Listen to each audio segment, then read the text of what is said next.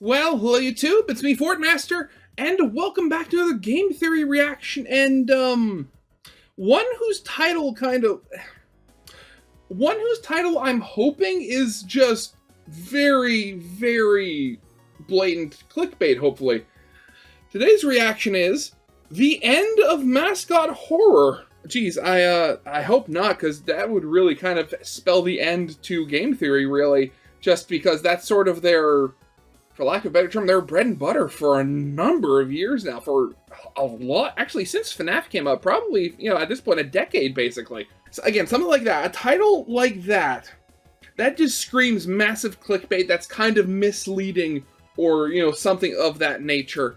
Because, just thinking about it, because, there's obviously, Mascot horror, as it goes, it's always been very much around, a horror game that's where the main antagonist is, a mascot character, either, in-universe a mascot or something that is, very easily marketable.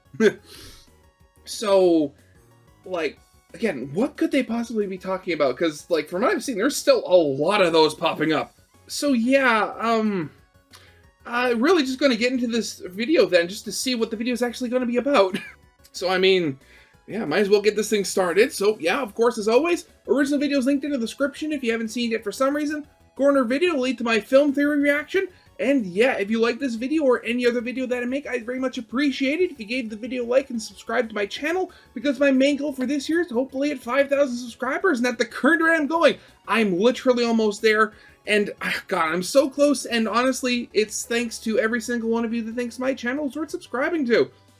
So yeah, with all that out of the way, let's get this thing started then, shall we? This may be the most important episode of game theory I've ever done. Over the last year or so, I've been noticing an evolution happening within the indie horror space. So today, I wanted to look at why it's happening, where it's going, and what it means for all of these channels going forward.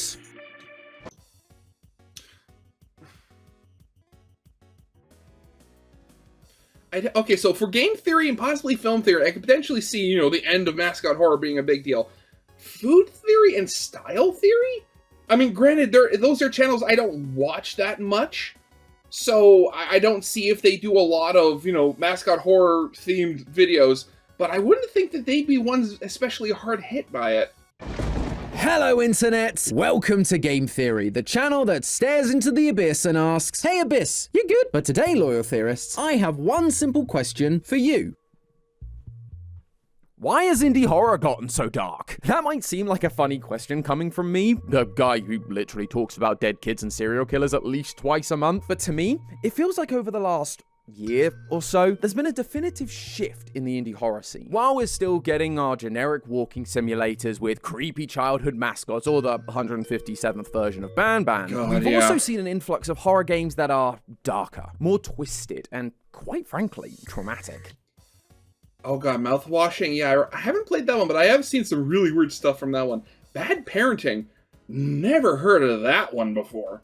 I started noticing this last year when I made a video on one of the most requested franchises from our entire subreddit, Lacy Games. When diving into that series, it became apparent that while this was 1000% a piece of art worth shining a light on, it was also going to need some massive content warnings. After many internal conversations at Theorist and many nights tweaking the script, we ended up with a video that I am really proud of. But after that moment, I started noticing more of these dark indie horror games with actually scary real-world themes being requested. Games like Amori, Bad Parenting, Mouthwashing. It's not just indie horror either. Analog horror here on YouTube has begun to see the same evolution. Things like the Inside Out analog horror go to some really dark places. And then, a couple of weeks ago, I dove back into the Giggleland ARG. The first time around, it felt like more of your typical indie horror affair. But this time, it involved one of the characters literally wearing someone else's skin. So well, technically, wasn't it supposed to be his own skin? The skin of his younger self or something?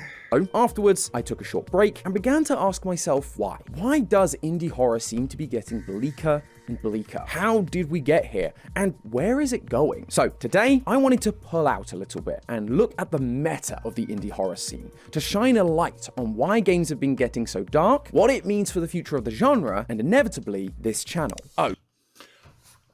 And it's probably worth mentioning, we will be talking about some potentially triggering topics in this video. I will remind you again before we actually talk about the specifics, but just so you know, this is your warning. Okay, well, just thinking about it off the top of my head, I could think of a couple of reasons potentially why we could be seeing this trend.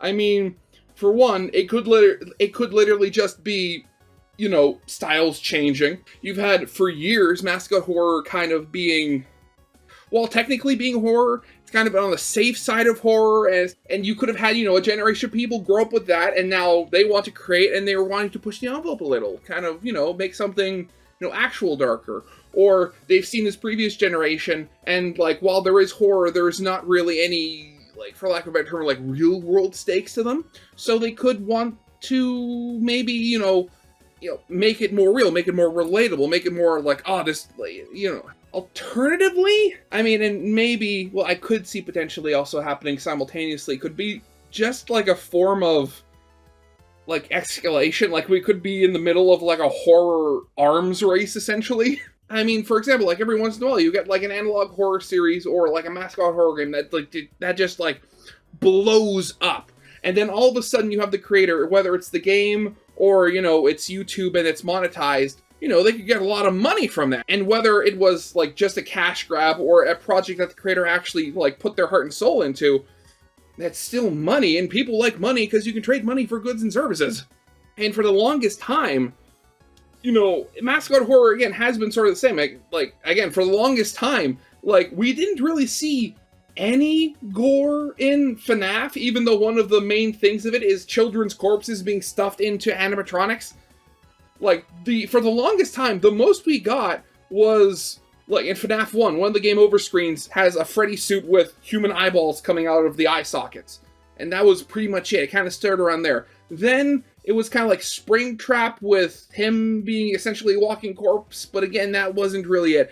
Honestly, the most gore we've seen in FNAF up to this point is ironically, like, in a game, in Secret of the Mimic, where you actually see, like, strewn around the factory are costumes stuffed full of, you know, corpses and bodies. And it could be just that whole thing where, oh, you know, if you want people to notice your game now, you have to actually, you know, push the envelope, have, like, blood and gore, and it keeps getting pushed a little further because you have to go a little bit more further and further and further to be actually noticed over, you know, the literal mountain of Mascot horror games that there are on the market. If you don't want to hear about any of these subjects, I totally get it, but please turn back now.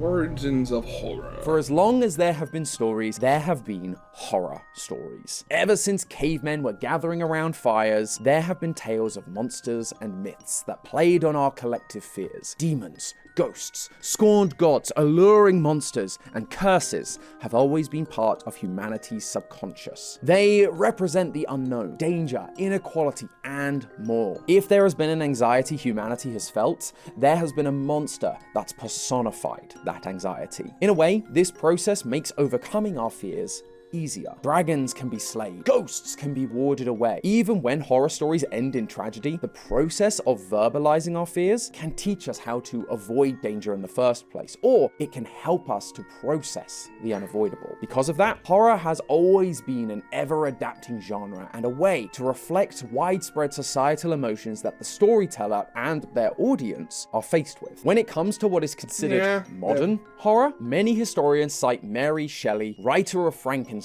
as the modern Prometheus of horror. If you got that joke, congratulations! I hope your high school English teacher is proud of you. Now, to be clear, the lines I'm drawing out today aren't quite as black and white as the title cards might make them out to be. Technically, there were plenty of printed horror stories prior to Frankenstein, like Carl Friedrich Hallert's The Necromancer, or Horace Walpole's The Castle of Otranto, and the same. I've literally never heard of either of those. I'm talking about. What I'm mainly focusing on is the turning point of these eras, the time where we began to see an abundance of these types of stories, and when they began drying up. Frankenstein, for example, quickly became the poster child of the genre because of how it dealt with the apprehensions towards rapidly advancing technology. With scientific advancements, particularly electricity, mankind began playing in the sandbox previously reserved for the gods. So, Frankenstein asked if we were equipped to handle the unintended consequence of our ambitions.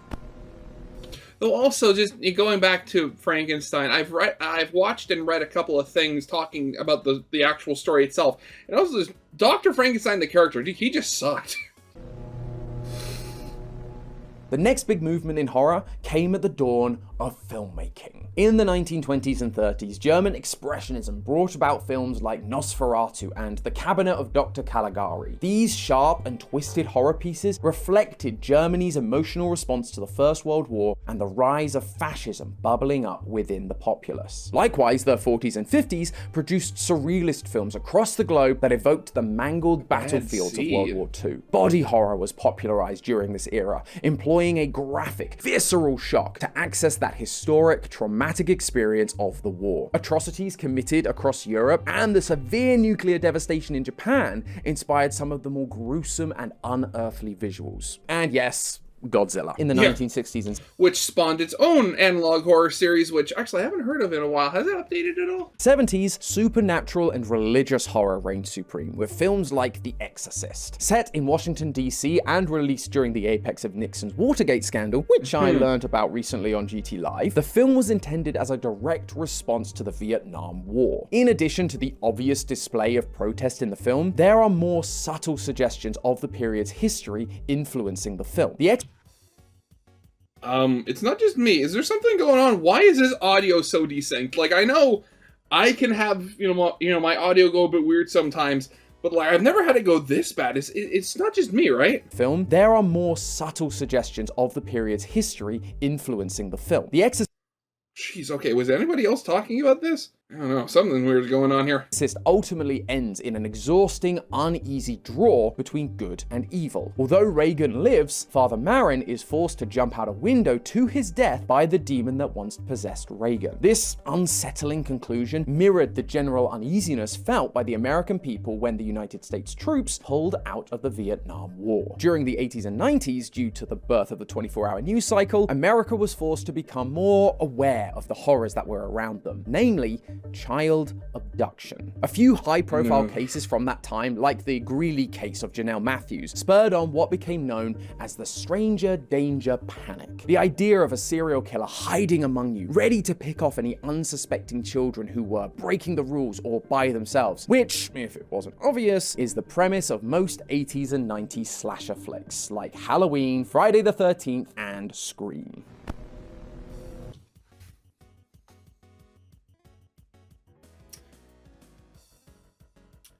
I mean, granted, I'm saying this as somebody that's never really been a big horror enjoyer. I don't like getting scared generally.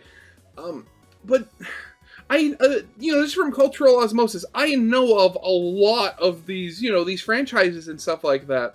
And I had never connected the dots how similar their beginning premises are. I mean, granted, they go out in, vastly different directions. But, it really is kind of weird, and I never noticed just how similar, the origin point for all of these really is. Huh. Odd. Oh, God, but now I'm just thinking about, in the early 2000s, stuff like that, where you had, oh, God, I'm having a complete brain fart. What's the series, would you like to play a game? What's that one called? I'm having a complete brain fart here. Saw! That's it! Saw! Yeah, I mean, I'm trying to think, what... Because, as I said, I didn't like horror movies. Saw! And those other movies where they're just sort of, horror and gruesome just for the sake of it.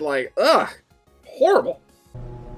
Now, before you guys start telling me that this is an episode that should have been on Film Theory, or before Lee comes breaking down that door accusing me of stealing his stuff, this is about the time where horror games really started to appear on the scene. And they largely followed the same sort of patterns we've been seeing up to this point. You had your traditional spooky characters like Dracula, Frankenstein, and werewolves in Sega's Monster Bash or Castlevania. You also had movie tie-ins for movie franchises like The Texas Chainsaw Massacre, Friday the 13th, and Halloween.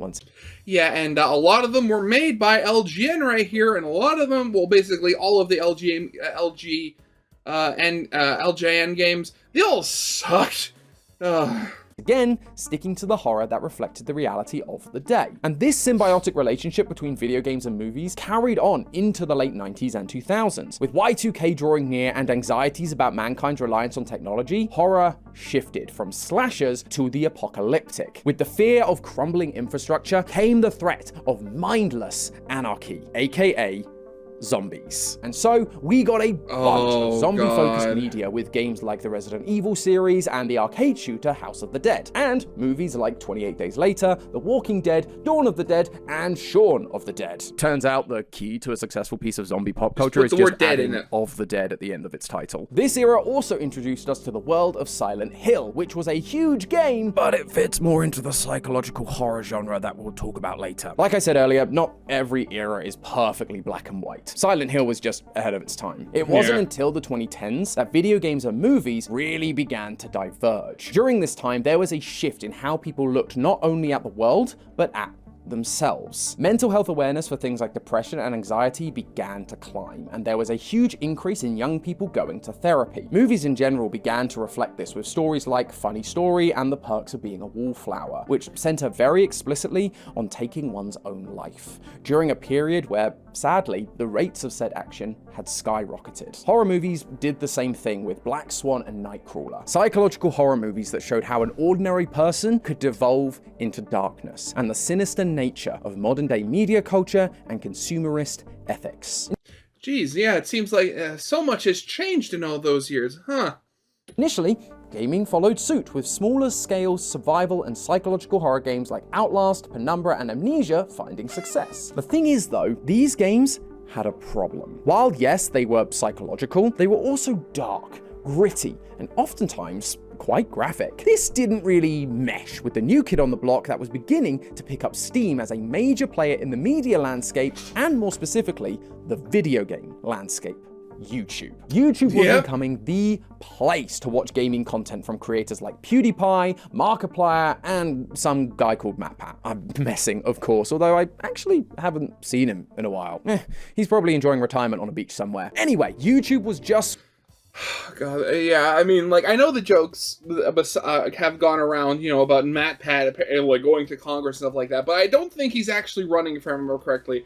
I think he's going to be running, like, oh God, it was a group or something. I was going to work with senators, which, knowing the U.S. Congress, that's probably not going to work in the slightest. Switching up their algorithm to favor watch time over views. And so, longer Let's Plays were beginning to blow up. People would tune in from all over the world to see what games were being played, which was big for the industry, but these violent and grotesque looking games weren't sitting right with YouTube's other big priority, advertisers. YouTube was, and still is, an ad-based platform, and so they needed to appease the advertisers to keep them spending money on the platform to pay creators. The thing was, these advertisers weren't all that keen on all the blood and violence. They didn't like it in the videos or plastered all over the thumbnails of the site, which opened the door for one indie horror game in particular to slide on in and change the YouTube fnaf. Gaming landscape Yep, here we go. forever. Come on, you all know it. Say it with me now. Five Nights at Freddy's. Rise of Mascot horror. FNAF paved the way for what we now know as Mascot horror. This was one of the first times we really saw a second factor come into the creation of horror content. It was no longer about just reflecting society, it was also about fitting in with the medium in which it was being shown. FNAF did still follow a lot of the tropes of psychological horror, revealing the evil in the mundane, destroying our sense of safety and familiarity by perverting the innocence of childhood nostalgia. However, unlike the games that came before, these Mascot games were perfectly optimized for YouTube. Instead of violent gore and gritty realness, we now have a bunch of bright, colorful, and simply shaped characters that work great in thumbnails. God, and you want to know, like, it is still fascinating to me now that, like, all of this, like, if Scott just had given up, probably none of this would have happened, or at least none of it would have happened in, like, a way we recognize. Because, again, if you haven't heard, you know, if you're, like, one of the few people watching, you know, Game Theory that doesn't know the story of FNAF since it's been talked about for so long, like, for years, Scott had, like, been an animator and game maker. Like, he made, like, like Christian movies. He's also made a lot of little games and stuff like that, but none of them were ever really successes. And on his last game, it was like Chipper and Sons, he had a review on the game that said, oh, all the characters are animated and move like, like Chuck E. Cheese animatronics. And like he said, him and his family were going broke, and he was like contemplating going out and getting a real job to make ends meet. And then he said, I'm going to try one last time, and if this fails, that's going to be it. And FNAF was born.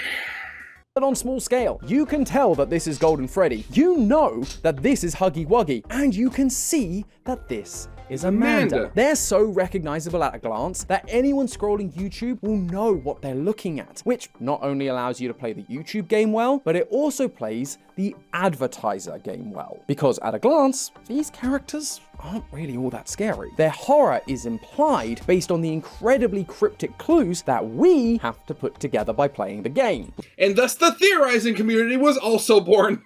Which means advertisers didn't strictly know this was horror at first. It looked like family-friendly content like Chuck E. Cheese or Disney. And even when it became clear that this was horror, because it was getting the views and didn't look like horror, the ad dollars continued rolling in and blew Mascot horror into the stratosphere. This led to a decade of gaming full of these kid-friendly Mascot horror quote unquote. We saw the rise of franchises like Bendy and the Ink Machine, Doki Doki Literature Club, Poppy Playtime, Andy's Apple Farm, Cooking Companions, Amanda the Adventurer. Well, just going back, can you really call, Doki Doki Literature Club a franchise? Like, they had the original game, and then they had, like, the re-release game for, like, the Switch or something. And that's pretty much been it. Like, there was promises of, like, another game, like, a different game coming, like, years ago. But, like, that's seemingly just fallen by the wayside, and I'm kind of sad about it. And also, I cannot wait for Indigo Park for Chapter 2 to come out. I supported it on Kickstarter, and so I'm gonna be on the ground floor with that one. Indigo Park, Piggy, That's Not My Neighbor, Don't Fret, and so many more that it would be impossible to name them all. But sadly, even from the get-go, we began to see the cracks forming in this genre. From broken messes like Hello Neighbor to the internet meme that is Garden of Banban. And those are just the well-known ones. There are hundreds of indie horror games available that just leaned into the same old tropes, the same gameplay, and they felt like they were just thrown together in the hopes of having some of FNAF's success. What was that I said before? People just making something for a quick buck? Actually have a really fun video idea to dive into this side of things. The wrong lessons people took from FNAF's success. But it's too much to talk about here, so if you want to see another video like this one breaking down the what went wrong about FNAF and why it's so prevalent today, hit that subscribe button. Appreciate ya. Modern indie horror. This is where we enter the now, the 2020s. It was time for indie horror to evolve once again, but this time, something was different. And it's here where I'm going to put in your final warning. We are about to cover a number of games with some dark subject matters that might be triggering or traumatic for people. There is no shame in stopping the video here. I totally get it. Please look after yourself and your own mental well-being. If you do want to stay, let's take a look at a recent example that we got so many requests for: mouthwashing. At the heart of its story, we're still exploring the awfulness of the corporate capitalist machine that doesn't give a flying fart about the individual, just like we've seen in a number of Mascot horror games. But the way they show that this company doesn't care is where things get really dark. Yes, they do the classic things of leaving the crew stranded without enough supplies, but then we get to Anya and Jimmy's storyline. A storyline about SA, and as a result, a pregnancy, ending with Anya choosing to end her own life rather than stay trapped with Jimmy and carry his child. And the captain, Curly, he does nothing to stop any of it. However, unlike with previous indie horror games like FNAF, this deeply dark and twisted storyline isn't implied or hidden in secret notes or newspaper clippings. It is front and center to the story. Play the game normally, and it is impossible to miss. Bad Parenting is another game we got dozens of requests. I haven't heard of that Playing one as a boy before. called Ron, you're introduced to his neglectful parents and messed up childhood, along with a sinister figure named Mr. Redface, who causes his family to suffer. Through each step of the game, it's slowly revealed that Ron is a victim of child neglect at the hands of his alcoholic father, who turns out to be Mr. Redface, named for his drunken violence. Of course, that's the red face. Okay. God. I mean, again, like, stuff like this, I going back to my whole theorizing of why it's happening, I mean, again, something like this, I could potentially see it going either way, where it's either, you know, their experience, you know, what's happened, you know, what's been done in like indie horror before, and they want to like tell something that's a bit more real, a bit more close to home, or they could also just potentially be trying to go dark for darkness sake and just trying to, you know, outdo everybody else to, you know, be, it's like, oh, did you, and just, you know, get eyes on their game because everybody's going, oh, did you see what's happening in this game? You know, oh. Eventually, Ron's dad kills him and shoves his body into a closet. Now, again, on the surface, you may not think a dead child in an indie horror game is all that much for me to make a scene over. We talk about dead kids way too much on this channel as it is. But I mean, it's different when you're seeing it in perspective of, you know, a little 8-bit minigame, you know, after the fact when they're already dead, and, you know, as opposed to Bad Parenting, where I assume you literally see it as it happens. But again, the difference is in its overtness. In FNAF, overtness, we never that's the word I truly was see looking the for. dead kids or the murders. We're only told about them. And because the scope is so large and the franchise is so weird and sci-fi with its goofy animatronics and soul metal, we don't really feel attached. But here, it's once again the A-plot of the game. There's no avoiding it. And because it focuses on one kid and we see his father do the evil deed firsthand, it forces us to witness it and feel the evil and uncomfortableness. We've even started seeing this evolution bleed out into the more traditional kid-friendly Mascot horror games. Poppy Chapter 4 showed us a much darker, more gruesome side with decaying bodies on spikes. And then there's Giggleland with its wearing of people's skin.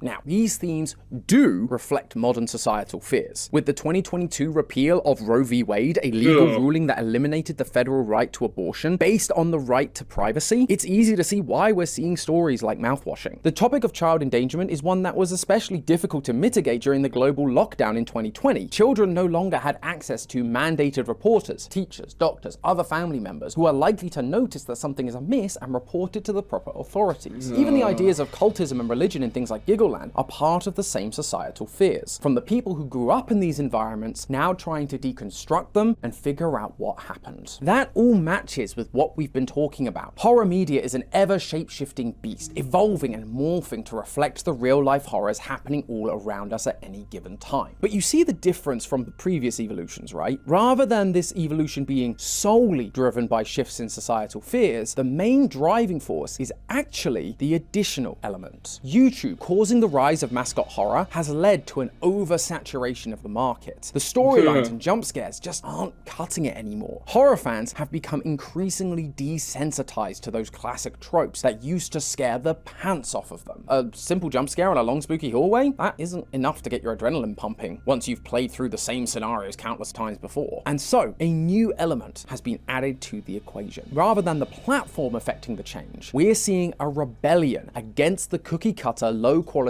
kid-friendly horror. Moving on to... I mean, you say that, and yet, you know, Garden of Banban is still chugging along, apparently. People are still buying it. Why? New, more intense horror games to renew your sense of terror. But it hasn't gone backwards to match the previously gruesome and gory psychological horrors of the early 2010s. Those situations still felt too vast or fictionalized to really hit home. And so we're seeing storylines reflecting much heavier topics, the truly unpleasant parts of the human experience, in order to hit like a Freddy jump scare did a decade ago. Oh, God. So, that is the history of horror and how we've ended up here. But why does all of this matter? Well, I mean, you know, I'd imagine for you guys, since, you know, like, as I said, since FNAF came onto the scene, a huge chunk of game theory, and like to a lesser extent the other theory channels, has been, FNAF and other, kid-friendly quote-unquote horror. But as, more real life and more graphic things start seeping their way back in, advertisers, these people who make their living doing this, they all have to, worry about, advertisers pulling away and stuff like that. I can definitely see it as a business problem here. Why have I even brought this up? Well, because as I've said a few times now, more and more of these types of games are popping up, and more we are seeing requests for us to cover them. When we don't cover one of these games, we get a lot of people wondering why we haven't. And so I wanted to set the record straight, because the real answer is complicated and nuanced. One of my goals as the host of this channel, and one of our goals at Theorist in general, is to make sure we're telling stories we find interesting and helping to bring some educational value along the way. Stories about these heavier subjects can absolutely fit into this mold. They're insightful, and it's important to make sure we're all educated so we can help those around us. But they can sometimes be difficult to discuss in a way that feels respectful and nuanced for everyone watching. Lazy Games is a good example of this. It tells the story in a fascinating way. The ARG puzzle solving and use of symbolism and interpretation allowed us to shine some light on media literacy and build an interesting episode. The dark and traumatic story elements, of course, were a part of that, but there was more to the story than just that. There was the drama of the in-world developers and their friends. There was the sci-fi, she's in the computer part. There was even a light at the end of the tunnel, a positive message that things could be okay in the end. But Mouthwashing, while it is a fantastic game and it's incredibly thought-provoking, the reason it was thought-provoking is because it was all laid out in front of you. It's the A plot rather than a secret story. Oh, of course. Okay, that makes a lot more sense. I mean, again, it's game theory, or, a whole part of the show is theorizing. It's kind of hard to theorize about something when you're literally just told about it. It's kind of hard to theorize about something when you're literally just given all of it on a silver platter right in front of you.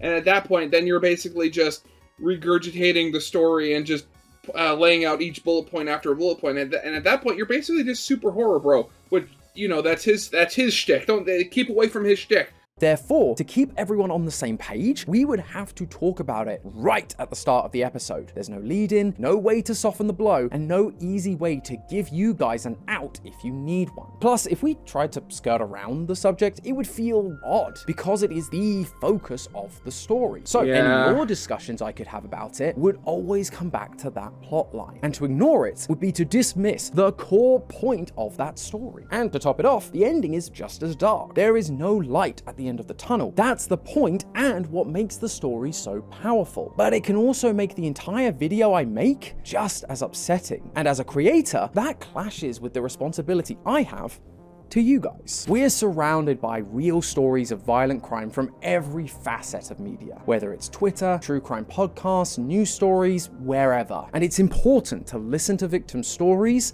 and hold space for their trauma. But it's also important to be mindful of how much additional content I am adding to that topic. Sometimes the real world is a dark enough place on its own. It doesn't need me to jump into every dark or disturbing game that crosses the YouTube homepage, especially when there are so many people who have sadly experienced this kind of stuff firsthand. I mean, again, that's with everything going on in the world. And I guess, there's the whole thing, of horror trying to bring it to the forefront, get people to talk about. At the same time, I know for me, again, one of the reasons I don't like horror is because I don't like getting scared. I also, there's a reason I've never played, rage games. Whether it be, the really early ones, or, I can't forget what it's called, but, the ones where you'd walk and then, spikes would just fall from the sky, or it'd be, one of the Bennett Foddy ones. I don't like getting angry.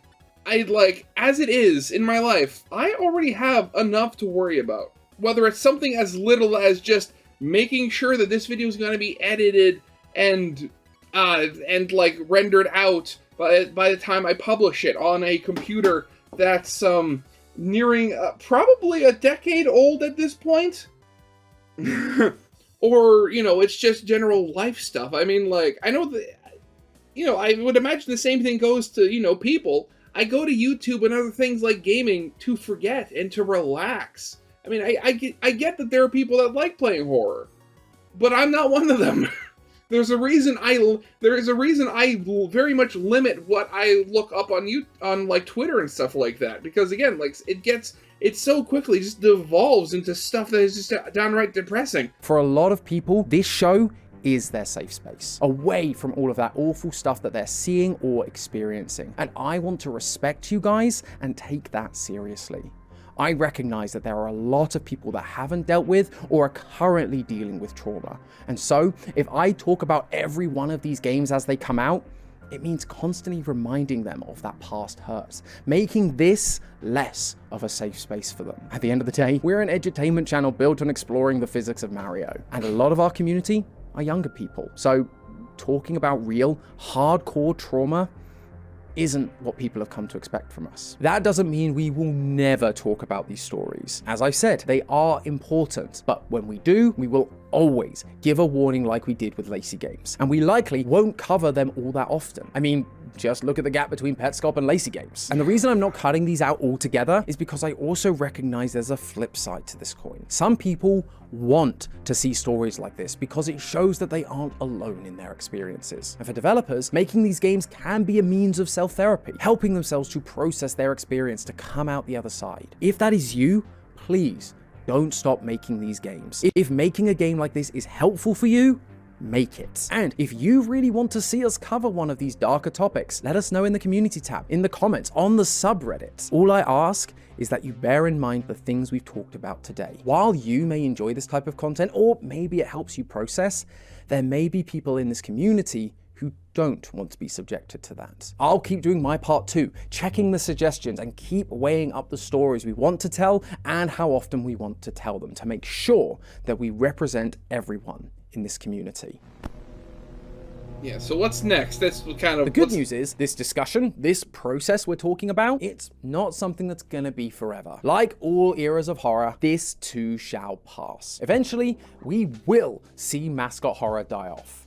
I don't know exactly when that will be, but it just will. We're already seeing it reach critical mass, so it's only a matter of time until the balloon finally bursts. And when that happens, we may also see the end of this more darker style of media. Because if the traumatic narratives are there to be the antithesis to Mascot horror, well then without mascot horror, you suddenly have no need for these darker, shock-inducing stories. And at that point, we may even see video games moving back into alignment with movies. Right now, the growing fear in society is AI. And unlike the rising fear of the reliance on technology we saw in the 90s, this is about the fear that technology will take over and replace us. We're seeing it already with movies like Companion or Megan, and surprisingly, in indie horror games like fnaf. I can also see this direction working with the added element of YouTube and social media, because, much like Mascot horror, visually, it's not overtly gruesome or violent. It's clean and crisp, and allows you to still use some of the tricks for advertisers and platforms like YouTube that we've seen work for Mascot horror. But as time goes on, I also think we'll see